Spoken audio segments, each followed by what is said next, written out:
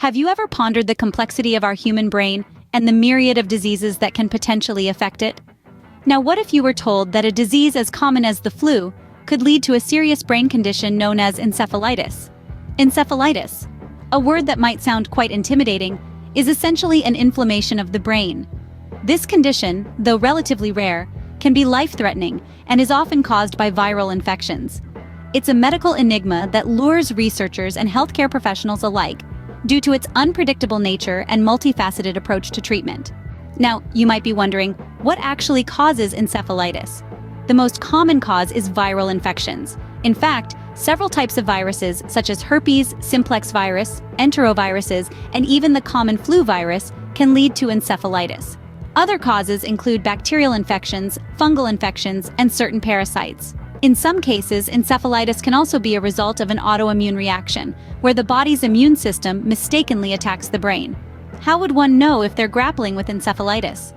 The symptoms can vary widely, ranging from mild to severe. On the mild end, one might experience headaches, fever, fatigue, or joint pain. However, in more severe cases, symptoms can escalate to confusion, seizures, hallucinations, and even loss of consciousness. It's a wide spectrum that underscores the importance of early detection and treatment. Speaking of treatment, how does one combat encephalitis? The answer largely depends on the cause. For viral encephalitis, antiviral medications are often prescribed. In cases where the cause is bacterial, antibiotics are the go-to. However, for many patients, the focus is often on relieving symptoms. This could mean painkillers for headaches or anticonvulsants for seizures.